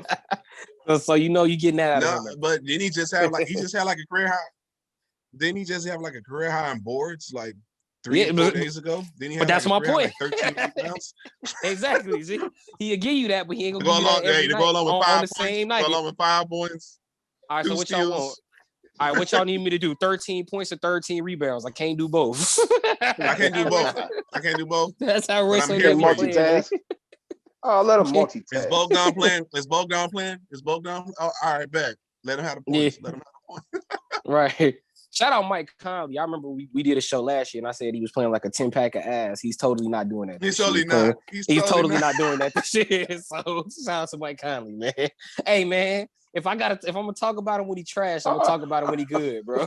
Gotta give him the roses. I gotta give him the roses. Gotta give him the roses. Give him the roses while here. Give him the roses while here. Because he getting him straight boo-boo last year. Yeah, because last year he was very disappointing in Utah. So I'm happy for him this year. I'm happy for him. Yeah. Your thoughts right now on LaMelo Ball, the way he's playing right now down in Charlotte, man. 14 points, getting about 6 boards, 6 assists a game right now. And the boy is shooting pretty good also. He ain't shooting that bad from the field and 3-point range and everything. How you feel about LaMelo right now? What'd you say, Justin? What'd you say, Justin? Rookie of the year. Rookie of the year. Rookie of the year? Oh, okay. Rookie of the year. Hey, all I know is we did like a draft preview, and I said I think he was the best prospect. I think I said he was the best prospect in the draft. So, I mean, there you go. Rookie of the year. I win. So, honestly, Rookie of the year. Rookie of the year is going to be between him and Halliburton, though. I like Halliburton. I love the way he's playing. Also, he's doing all that stuff. He's doing 12 points, 4 boards, 5 assists. He's doing it off the bench also. Tyrese Halliburton, I thought when the Kings beat 28 minutes a game or so. Go ahead. When the Kings beat the Bulls, I thought that was Tyrese Halliburton's doing. I thought he was probably the most active player in purple and white for Sacramento that night. So shout out Tyrese Halliburton. But I think LaMelo is like, if you ask me, LaMelo's a runaway rookie of the year. I ain't gonna say unanimous, but he's a runaway rookie of the year. He'll get majority of the votes. Segue into tomorrow night. Charlotte plays Minnesota. So you'll see Mr. Ball and Mr. Edwards. Mr. Edwards. Edwards is doing his thing too. Averaging 14 right now. Having to carry a little bit more of the load than we thought he would probably have to carry with Karl Anthony Towns out. Being out with the COVID, just not coming back. Big shout out to him. He's been going through so much. Losing 6 family members to COVID and then having it yourself and just going through it. So big ups to him. Glad to see that he's back and doing well.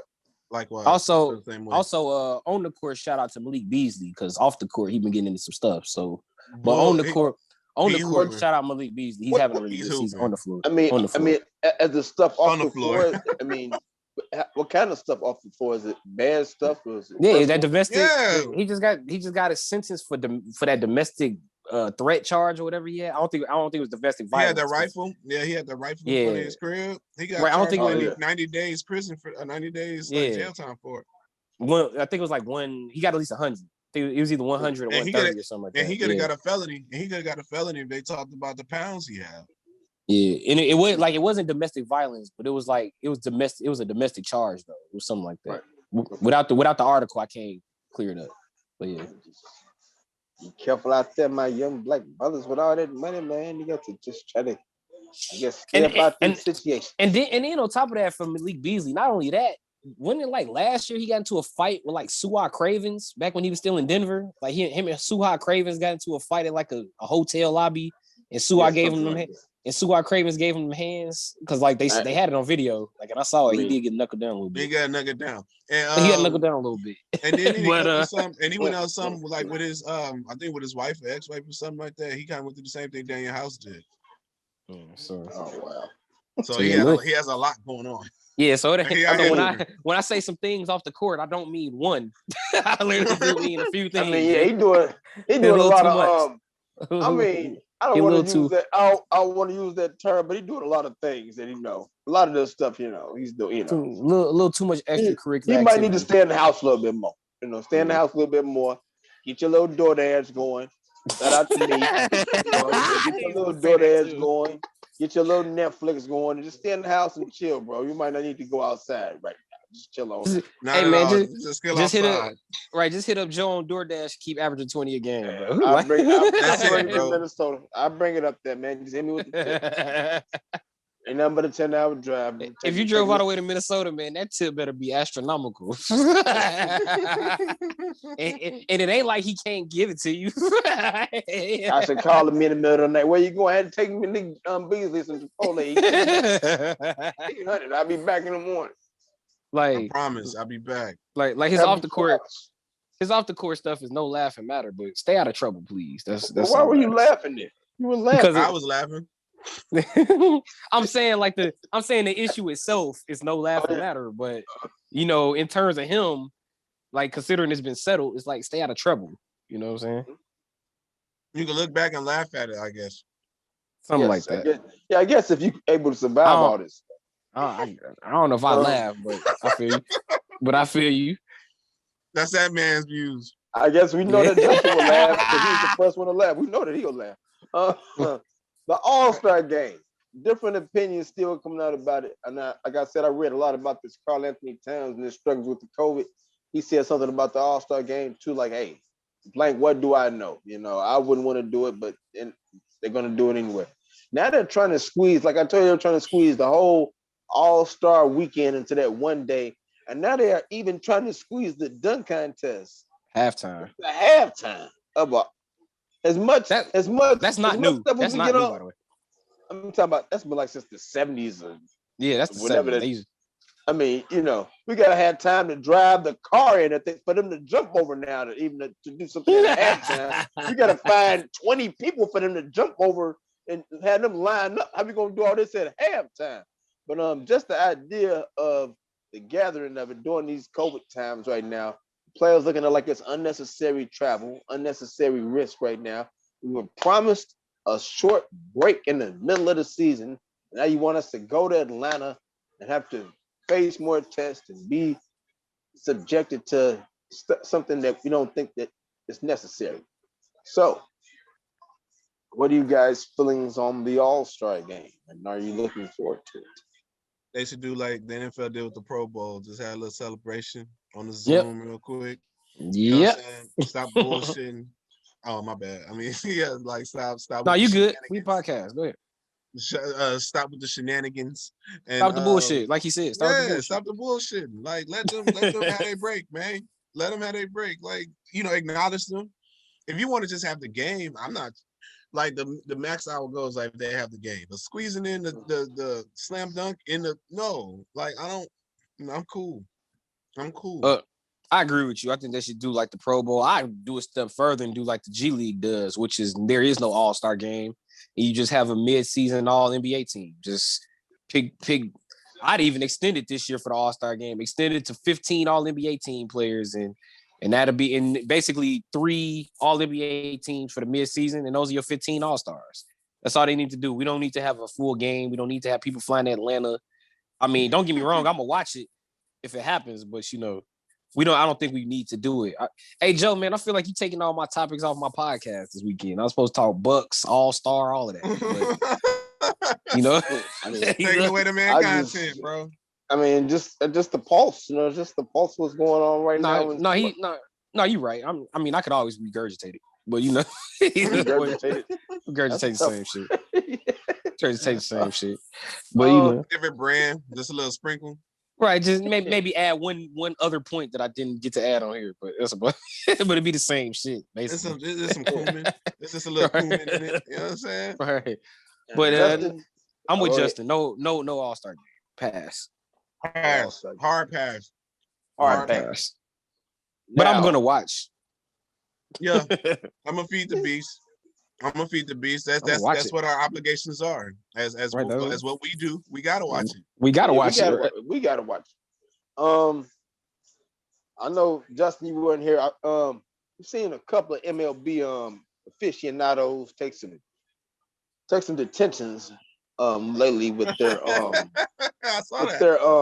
feelings toward the women, you know, lately. You know, Mickey Callaway, the most recent one, you know, taking sending pictures of his bare hairy 50-whatever-year-old chest to these reporters, like, you like that? Like, you Kirk Cousins, you like that? You like that? Oh man, that's foul. That's so foul. You think that's foul? He actually said stuff to these ladies, so that's what the foul part is. Him and most definitely Jared Kushner or whatever, the former Cub exec that got fired from the Mets when they found out what he was doing in Chicago with these people. But the MLB now, you call him Kushner? I forgot the name. Jared Kushner? Kushner. I meant Jared Porter. Jared Porter. And you see me just shaking my head like. I was like, wait, what? I was like, wait, Kushner. Jared Porter, Mickey Callaway are the Angels that get found of these things or whatever being, I guess, sexual harassing things, lewd texts, pics or whatever. So now the MLB is now set up a network or a hotline that you can call and let people know that, hey, so and so from the Orioles is texting me. She's sending me his junk. He's got pictures of it. I don't like it. Do something about it. So that's what they're doing now for MLB. Why you phrase it like that? I mean, that's he's showing me this junk. I know that's what it's for, but it's just funny the way he phrased it. It's his age, bro. Yeah, the junk. Showing his junk. I'm all for it. I'm all for the hotline. I think the MLB. I think Major League Baseball of the four is probably the third most out of touch league. But then again, you can't even really say that because the NHL was probably the NHL didn't they start like the African American hotline like during this month or whatever or something like that. So it's like I haven't heard that. It was something like that. I don't know. I forgot. It was something. I didn't start following hockey till 2014. So yeah, so it's like that. I think that's a good look. That's just them trying to make sure this doesn't keep happening. So I mean, like, what can you really say about that? Other than I agree with it. That means it happened too much. Also, that means it's happened too much. There's too many layers, bro. The fact that you have to publicly go ahead and say, "Hey, this is a resource that we have." Because I mean, let's think about any job that you have that type of hotline where they can call, report things that are happening at the workplace, sexual harassment, things of that nature. So it's funny that all they've done is just publicize, hey, we have that one, so please use it. Especially if they're doing what this man is doing, you know what I'm saying? But like to some degree, that like I guess it's not coming out right. But what I'm trying to say, like, it's good, but at the same time, like with MLB, they're so out of touch that it's like y'all just now getting to this point.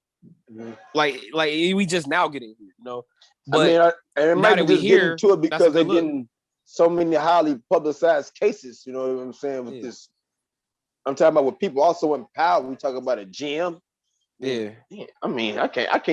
Hey, you can't even be a beat reporter in New York, Yeah. And then this is Chicago, And this is now on the back end of after no Hall of Famers were voted in. So right now, baseball's in a lot right now. You know what I'm saying? They just can't wait to get their season started. And then last off season was all about trash cans. So like, I think baseball right now they're in a tough PR spot. That was not intended to be a shot. But they've been in a they've been in a tough PR spot. I love that. That's why Joe's in tears right now. That's why Joe's in tears. Hey man, I don't help how I can't help how he react to that. Wait, I he got the nerve to say that it's not a shot.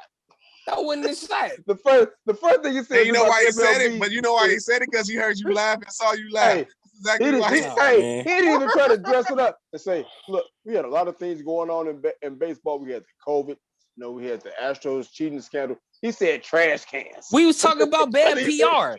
We was talking about bad PR. Why would I talk about that stuff? Why I talk about COVID? Everybody dealing with COVID. Everybody dealing with COVID. But everybody ain't dealing with trash cans, right, Chris? I mean, we are to some degree, but we ain't all using them to get the signs and no one to hit home runs. Come on. Boys are hating on abilities. Stop hating on these boys' abilities. Stop hating on these boys' abilities. And just remember this. He's not taking no shots. The last one was a shot. But the first one was legit. It was a nice little jab. Man, that wasn't no damn jab. Who I look like, Jamil Charlo? Yes. Yes. With that little slide jab. Oh boy. Call me Iron Man then, man. Right. Oh boy. Trying to play me for No, seriously. I wasn't trying to send a shot the first time. The five P's. Proper preparation prevents poor performance. Yes. I want to know, why was the security team at Super Bowl 55 were not prepared properly? The streaker? Yeah, because they had a poor performance. The streaker was able to get from one end zone to the next end zone. He basically returned the kickoff 110 yards. So wait a minute. Wait a minute. So the streaker reached the end zone more than the Chiefs did? Yes, he did. Damn, bro. That's tough. I don't know what the odds on FanDuel would have been net. You could get more touchdowns than the Chiefs, but man, that's and he was hilarious. breaking tackles. He was running. He was breaking tackles. Breaking tackles, and addressing himself at the same time.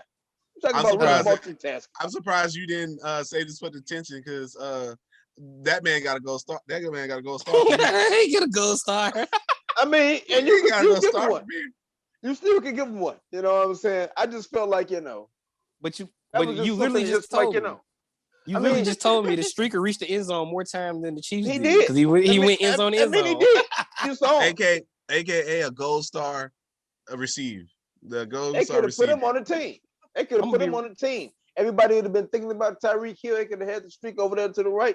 Man, if he could have caught, if he catch the ball, he could have did it.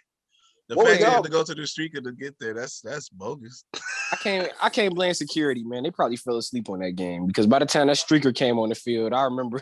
That's when you gotta look out for it. Over, dog. When the game is being blown out, when it's a blowout in the fourth quarter, you gotta look out. Hey, look out for the streakers. You gotta go on your. Hey, look out for the guys. I mean, look out for the streakers. Section 55, Bill. Section 55. He's over the wall. Section 55. He's at the 10. He's at the 15. Man. Did you hear Kevin Harlan's call of that? Did you hear Kevin Harlan's call? Yes, I did hear it. Now, that's who getting my gold star right now. That's who should have the gold star for the whole situation. I love me some Kevin Harlan. Shout out Kevin Harlan. Hey, it's the voice and the wit. It's the voice and the wit, bro. The voice and the wit. I can't put that one over the man is on the field. The man is drunk. Now, it wasn't as funny as that one, but it was up there though. That was pretty good. The man is that was drunk. hilarious. The man is on the field. The man is drunk. Which game was that again? Somebody stop that man. Which game was that again? That was a Monday night game. Like, I remember I was working at Best Buy, but it was like the Rams and the Niners. Hey, because I was working at Best Buy when that happened. That dude was juking, dog. That boy was in there. He was. Watch out. He was in Ricky Williams. Natrone Means. He was hitting with the Natrone Means, dog. The Natrone Means. Oh boy. Natrone Means. Oh man. You really went back to the future with that one. Natrone Means. What was your favorite Super Bowl commercial of Sunday, man? Y'all crazy. Hey, they were kind of whack this year, bro. They were mine was It Wasn't Me. I like the Shaggy because I like the Shaggy commercial. I like the Shaggy one too. I like the Shaggy commercial too. I like the which one was it when the Reddit made it on for 15 seconds and it cut off real quick. Did y'all catch it? I didn't see that. Yo, yeah. So Reddit had a little thing for 15. It was like 15 seconds, bro. And it said like we won a bet. We were able to make it on TV. You only have 15 seconds, and then it cut out. It was tight, bro. I was like, That was I can't good. believe I caught that. It was good. And then Another one, the Drake from State I was Farm. about to say Drake from State Farm. That was Drake. Yeah. What about you, Joe? Also, what you saw? Bruce Springsteen. No, the Amazon commercial with Michael B. Jordan. Oh yeah, the lady kept fantasizing that she was with Michael B. Jordan. The guy. Oh yeah, on the date. Yeah, hey, bro, that was very good too. I was like, bro, they're really pushing the envelope with this here. You know what I'm saying? Like this woman's literally like on Windows. Like this is ridiculous. I mean, I feel you, Joe. That's the flavor. You know what I'm saying? That's the flavor. And also, you can't hate Will Ferrell either. But yeah, that was a good globe, bro. That was a decent one. That was decent. Norway. This isn't Norway. This is sweet. Oh, it's adorable here. I can't even lie to y'all, man. I don't even remember most of them control commercials because anything was possible, dog. I hear you. That Super Bowl was so bad. I went on to the spirit of the NBA, dog. I changed leagues, bro. I promise you, bro. I went to go watch a documentary. I was done with the Super Bowl, bro. Yo, man. Hey, I just want to know, like, I know y'all saw the videos of Tom Brady getting led up out of there. You know what I'm saying? At the parade. So my brother lives in Tampa, and he was sending me videos of when they were coming down the river. Now, first of all, where he lives at, he can see the people like walking in the street where he's living. Yeah. So first of all, he sees these people no masks. They just out here celebrating the Tampa Bay. And you know what's funny is Tampa Bay's been the hot city for the last few years in sports. I mean, with the Tampa Bay Lightning. Tampa Bay. Rays. Yeah. Hey, Raptors. Raptors about to go on a run, boy. Raptors about to go on a run. The Rays actually made to the World Series. Spicy P. Look out for Spicy P. This MVP race second half of the year. Fred VanVleet now. You know. Fred VanVleet about to be lighting it up down there. Okay. Well, he already did. He got the gold star last week. Yes, he did. I see you with the gold stars. Segways. Those are called segways. Bad mother. There you go, boy. There you go. Hey.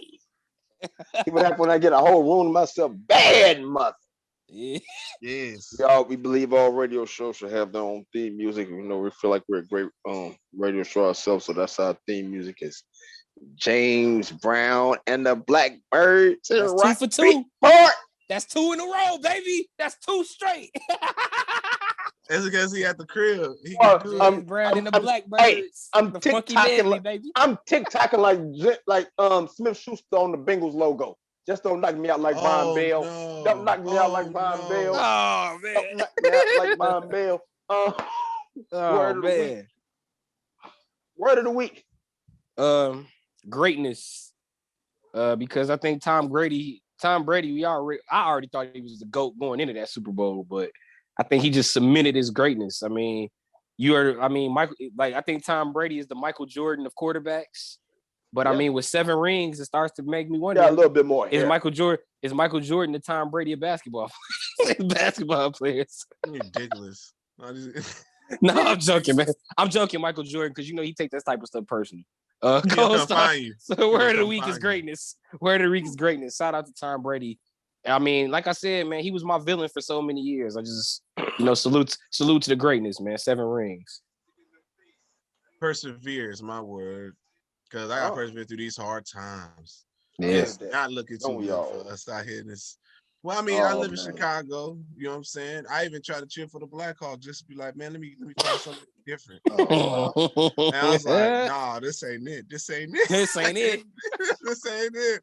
So, but, ILLINI, because that's really all we got right about now, G. I'm trying to tell you. I don't watch so much college, but I will talk about that a little later. But man, persevere. Just make it through these hard times. It makes you a real fan, that's all I can do. Just go ahead.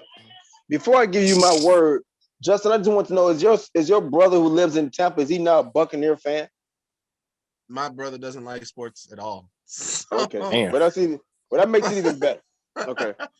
But he knows who Tom Brady is. He does know who Tom Brady is. Everybody know that. And he does know who Leonard Fournette is. I bet he does now. He know Uncle Leonard. He know Leonard. Oh, and he knows who Jason Pierre-Paul is because of his hand. Did y'all see the tweet? Did y'all see y'all saw the tweet that I sent to y'all earlier about Leonard Fournette? Yeah, he's it was being so hot and I'm seeing stuff. I think JPP got all his fingers, whatever he said. That's foul. That's something I would say. That's something I would say. It is something you would say. My word of the week is reinsert. Reinsert means to place something back into its previous position. And I have this word here because Justin is here.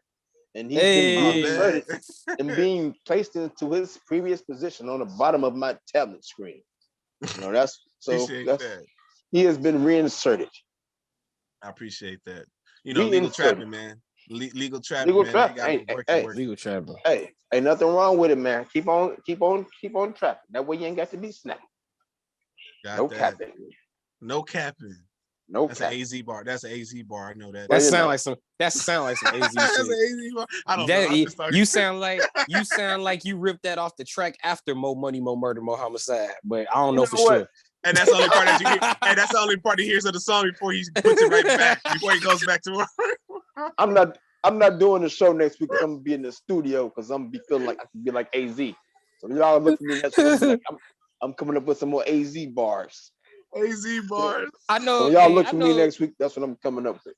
I know exactly what he talking about because I had so many songs on that Who Is Mike Jones album where I was like, nah, let me go back to Still Tipping, G. Exactly. And you only know like three. You only know like 3 bars, or you know like Purple Drink. I'm a pull up. Got the rap game. So I'm skipping. Hey, I feel like that's how I feel on tequila shots. That's how I feel on tequila shots of Kid Cudi. Right? After the song, go back. You know what I'm saying? That's a real Gold life right stars. there. Gold stars, man. Y'all silly. First off, gold star to us because we all here for once for the first time in 4 years. This is a premium episode. It's a premium episode. We on BET Plus. And we couldn't even do it live. See, he couldn't even do it live. Man, everybody here, we do the premium episode in podcast form and shit. Nothing wrong with it. I mean, I'm gonna edit it love. like I did last week. Like I did last week. Students of the game, we should have a YouTube channel. I was trying to start it, but it wouldn't work. But my gold stars go to Tampa Bay. To the Tampa Bay Buccaneers. All champions get gold stars over here. Like I said, the greatest of Tom Brady, gold star, MVP. Mm-hmm. Man. That's all I got. Us and Tom Brady. Us and Tampa Bay. Us and Tampa Bay. That's all I got. Well, gold star for me, like I told you, is one is a streaker. Two is DeShaun Tate. You know what I'm saying? Like I said, man, I like how he's been hooping these last few days. And like you said, I haven't been here. So DeShaun Tate's been doing his thing, man, since I've been gone.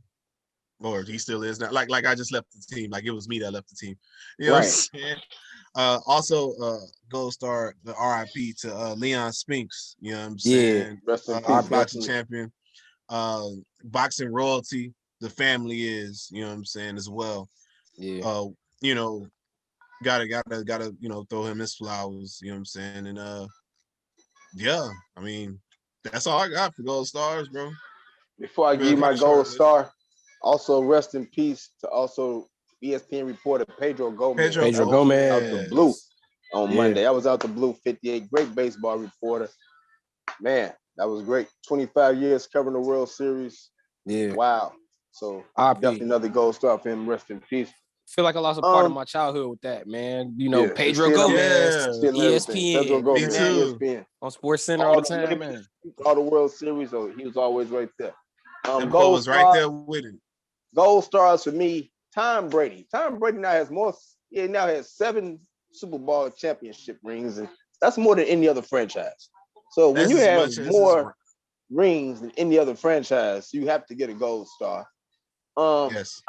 I know we was talking about the MVPs last week, but Nikola Jokic did something that only him and Wilt Chamberlain have done now with the 50-point, I believe, 10 assist game, whatever he did the other day, 58-12 against the Kings in a loss.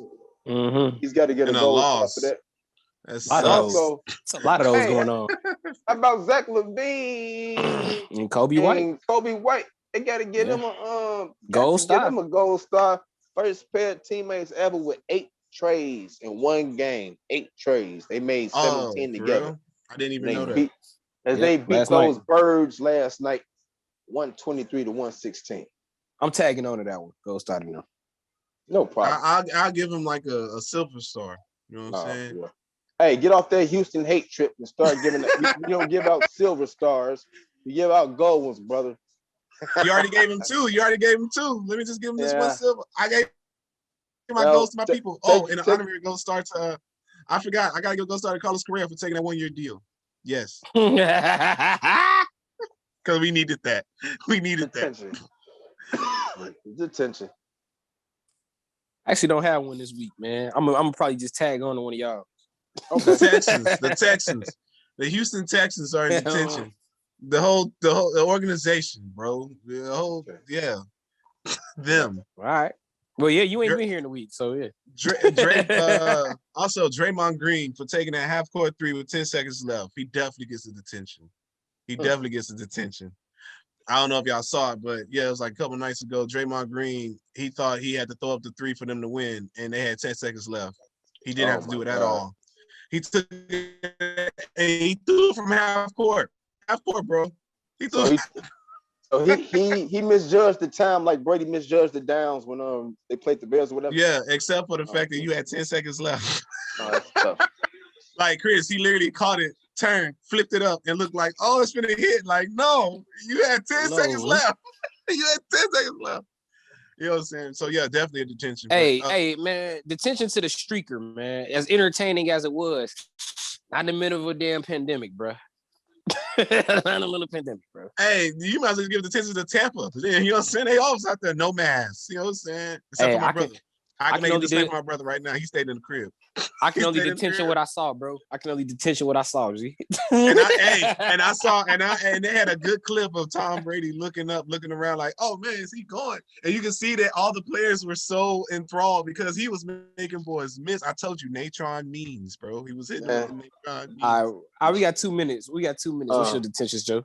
My detention, I'm gonna need longer than 2 minutes. I'm gonna just tell you. I'm trying to tell you. All right, you need longer than 2 minutes? All right, I'm gonna need longer than 2 minutes. You might as well, if you got to do whatever you got to do. All right, detention. Now, because 2 minutes wasn't gonna be nearly enough time. So if y'all want to go get if y'all want to go get some popcorn, you all want to sit back, you want to have a drink, let me give out my detention. All right, let me give out my detention. As you know, I absolutely love, and have always loved the Dallas Cowboys. Uh-oh. But this Wait season, a minute. In detention? We talking about the Cowboys? Oh, bro, this is gonna be good. This season, hey, it was clearly, you don't need me to tell you, it sucked. Okay, it wasn't our best season. Okay, so right after Sunday, what gave it away? Right after Sunday, I don't know, maybe the sweep to the Washington football team. I mean, the 49 points to Cleveland. I mean, the 300 yards they gave up to Baltimore. I mean, it was a lot of lowlights.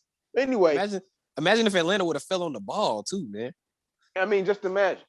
But just think, after a season like this, right after Tampa Bay dominates Kansas City to win their second Super Bowl in franchise history, the Dallas Cowboys found it some way a great time to release a hype video. With who? A hype video. With Miles Austin? No. A hype video. For next season? Wait. Quincy Carter? We are finna get ready. We are about a month or so, or whatever it is, away from free agents to start signing and stuff. We're about 3 months away from the draft or whatever it is. The season doesn't start till next September, and we just look like feces. We look like feces most of the season. We look like blue and silver feces most of the season. And we have the nerve to put out a hype video that features Troy Aikman, that features Emmitt Smith, one of my favorite players, DeMarcus Lawrence, and those dreads and those Ray-Bans, as well as a couple of special team stars. Now, did not show Dak Prescott in the video at all, but we showed. Wonder why. We showed Troy Aikman. I wonder why. We showed Troy Aikman. I remember that trick special teams play that we pulled on Pittsburgh that they tackled us at like the 20. We showed that. We showed that. We had a hype video after our season was a pile of shit. Tell us how you really feel, dog. I mean, and we had a hype video. I don't understand. He was trying to hold it back. I'm shocked he lasted that long. No, it wasn't. I ain't none of that back. What the hell am I supposed to be hyped up about? What the hell am I supposed to be hyped up about? The off season, the season. We're not even close to a football season starting right now. We're not even close to a football season starting. And these people who lost to a football team that shall remain nameless. Literally. These people that ran a fake punt, one of the worst fourth down calls ever. These people that made Jason Garrett look like a coaching god for the last few years he was here this year have the nerve to put out a hype video. I mean, the silver and blue feces report. and then he go the worstest part about it. After they neglect the franchise quarterback that they do not want to sign, so he'll probably be on another franchise. I'm not even gonna be surprised anymore. I won't even be disappointed at this point now. They had the media person had to release a statement about this hype video and how it was not a slight to Dak Prescott and all this other stuff.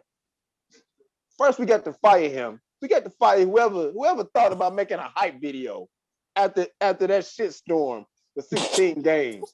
And y'all want to have a hype video. Feces Storm. That's what I'm naming it. Oh no. I've been sitting here trying to think, like, what am I naming this episode? I'm going with Feces Storm. We had a hype video Of Natrone Means. Hey, like my man, Where's the 5'9" says, this is like putting cat shit between two crackers and calling it gourmet. Oh no! Oh no! I mean, I'm calling this shit gourmet. Gourmet feces. What am I supposed to be hyped up about? We can't catch Odell Beckham Jr. on the reverse. What am I supposed to be hyped up about? What am I supposed to be hyped up about? Gourmet feces. Greg Zerline kicked a great watermelon onside kick. Oh no, watermelon. What am I supposed to be hyped up about? Dallas, you in detention. You in detention. I mean, don't be put. Anything else you want to talk about them leaky ass kickers? And then leaky ass defense. You know what I'm saying? You gotta talk about it. You talk about timing. I can't speak from nowhere. I mean, I'm having horrible times. I really can't either, Z. Hey, no. But we had a hype. We had a hype video. For what? Well, we had a hype video. We had a hype video. Imagine if we had a hype video. Wait, we had a hype video. We had a hype video, and the best parts of the hype video were Emmitt Smith and Troy Aikman. So 30 years, and 25 years ago. And they ain't been in the building in a long time. I mean, damn. I'm through. Imagine if we had a hype video with Javon Williams dropping the ball and getting in the fights all season. Imagine if that was a hype.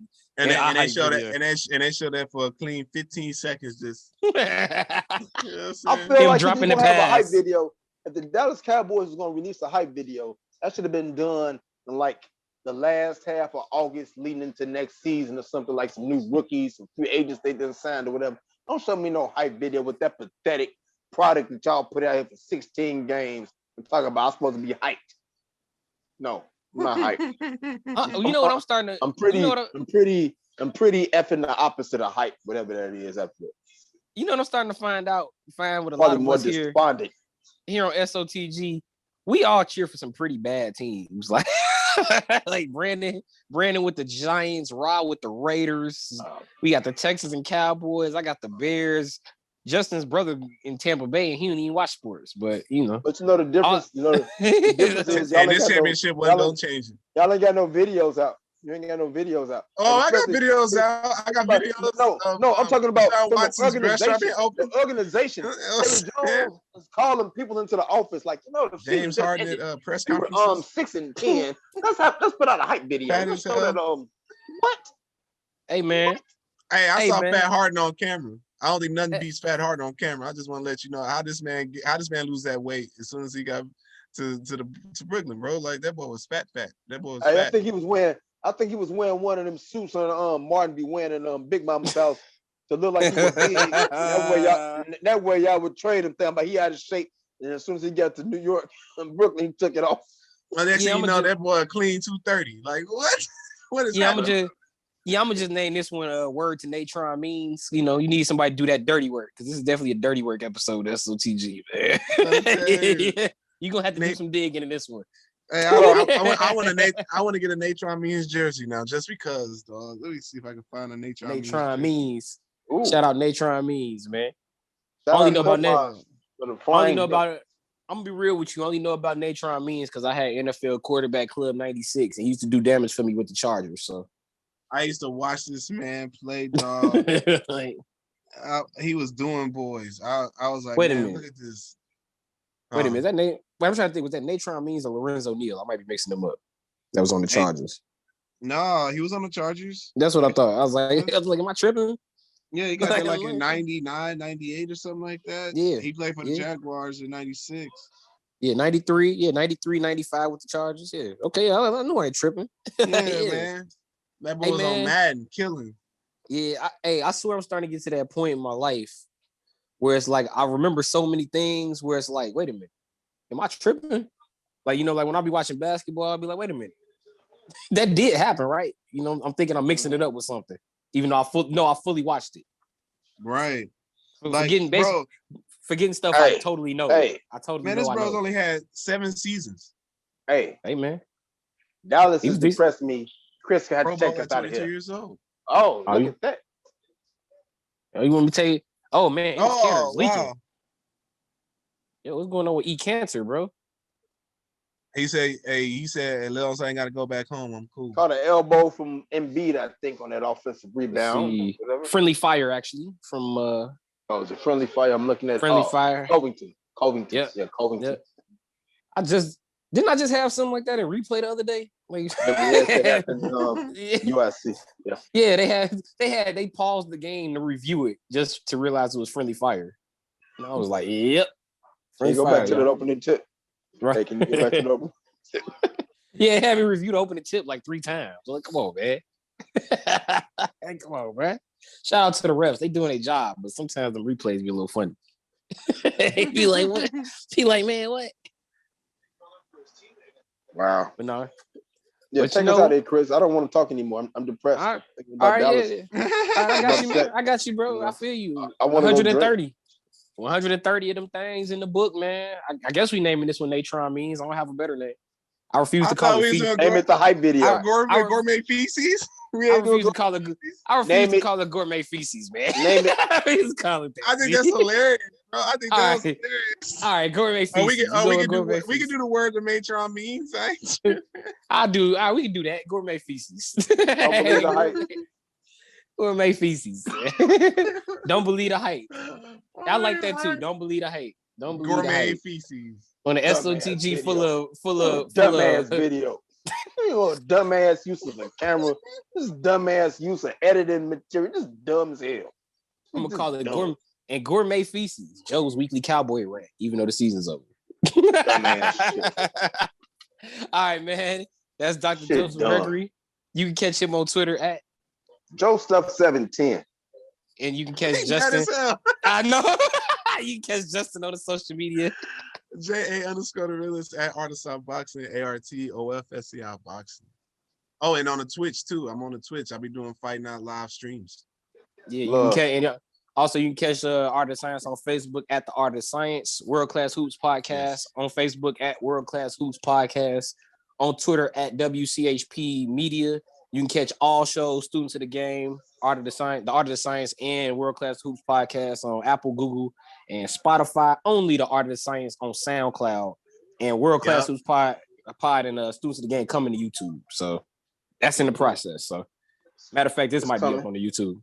This might be up on YouTube actually. It's coming. And then you can follow me on Twitter at King Rouse 21. But this is 130 students of the Game 130. World Class Hoops Podcast, plenty content coming this weekend. But until then, man, he's Dr. Joseph Gregory. He's Dr. Justin Adams. Gourmet Feces down in Dallas. We getting up out of here. SOTG 130. I'm Chris Rouse. Until next week. Until next week, man. Positive energy. Y'all stay safe out here and avoid that Gourmet Feces. Positive energy. Word to Natrone Means. Word to Natrone Means. Don't eat the Gourmet Feces. No shade to Natrone Means. Just salute to him, but avoid the Gourmet Feces. Word to Natrone Means. Don't eat Gourmet Feces.